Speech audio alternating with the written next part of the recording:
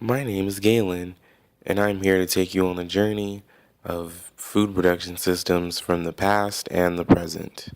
What I did was create a blog. I created a blog because I have two other blogs and it was easy to do, so I decided to make another blog. The food production system from the present I decided to look at was Swiss cheese production. Not Swiss cheese, the cheese, but the actual production of cheese in Switzerland. I chose this one because they speak French there, which is my language course that I'm taking. Swiss cheese production system will not be sustained into the future. People do have their autonomy to get cheese and no one is being taken advantage of while making the cheese. But the cons of cheese production outweigh the pros. It takes a lot of time to make cheese, up to a few years for some types of cheese, which severely slows down the efficiency of how the cheese is made. There is little balance with the environment, and it is heavily reliant on resources such as rennet from cows and sheep to ferment the cheese, as well as refrigeration to store the cheese, and those are not easily renewable sources. The production of cheese creates nearly 20 pounds of greenhouse gases for only 2 pounds of cheese. Considering there are over 450 types of cheese produced in Switzerland, there can be up to 8,000 pounds of CO2 released just for making cheese. Considering not all of the requirements of sustainability are met, I have ultimately declared the Swiss cheese production system to not be sustainable. The food production system from the past that I chose was the Cherokee Native Americans food production system.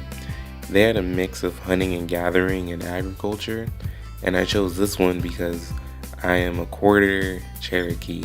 The Cherokee food production system was sustainable.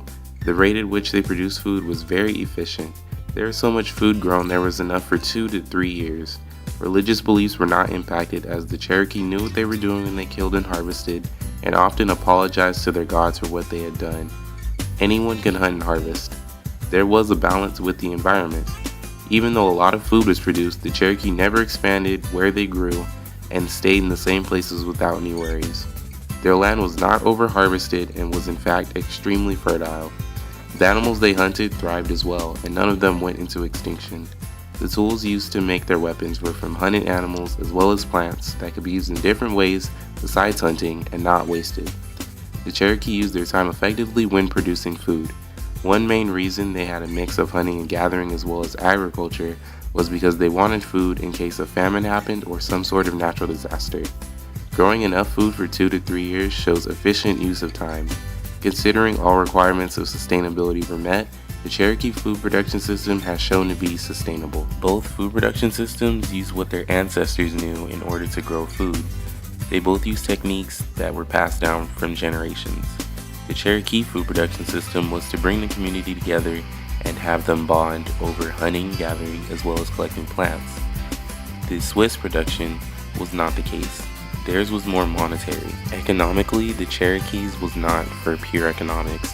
Even though they grew enough food to grow for 2 to 3 years, theirs was more about storing food and saving it rather than selling it. The Swiss, on the other hand, sold all of their cheese and was more of a monetary gain than the Cherokee's food production system. Both systems were developed in order to better feed their people as well. Environmental impacts is where both systems diverge. The Swiss had a very negative impact on their environment. Whenever they make cheese, it produces about 20 pounds of CO2 into the air just for making 2 pounds of cheese. That is a lot of pollutants. The Cherokee, on the other hand, their food production system benefited their environment. Their land was very fertile and grew enough food for about 2 to 3 years. They never expanded their land and took very good care of it.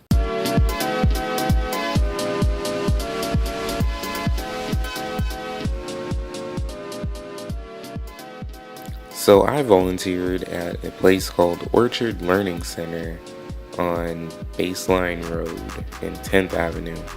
It was a fairly interesting place. It had aquaponics, which I've only seen once before. It had a chicken coop, and they were growing their own vegetables. The Orchard Learning Center is a very interesting place. There is not just growing of food at the Orchard Learning Center, as the name implies, there is also learning. Kids can come and learn curriculum just like they could at school, but with a different twist, more focused on sustainability than remembering things out of a textbook.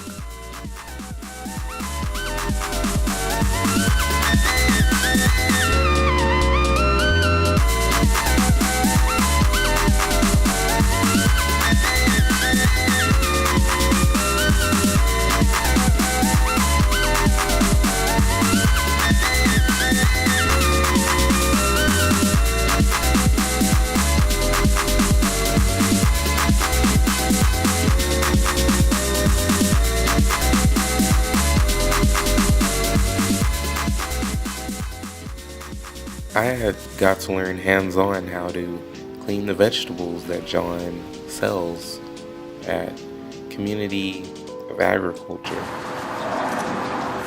Hold it. Hop on here.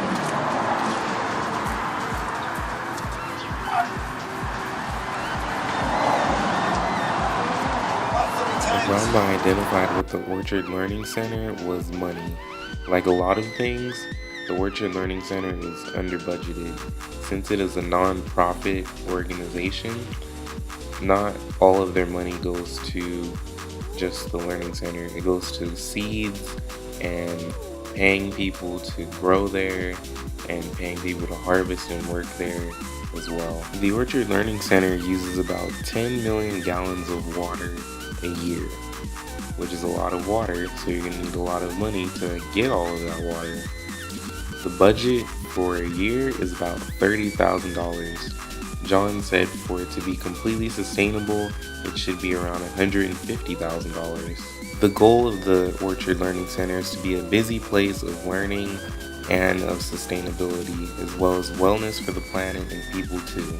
I also measured the pH of the water of his aquaponics. It was very interesting. Chemical reactions to test water, something I've seen before, and I was glad to see it again because I knew how to use it. Just follow the directions. Thank you for watching my story of interacting with food production systems.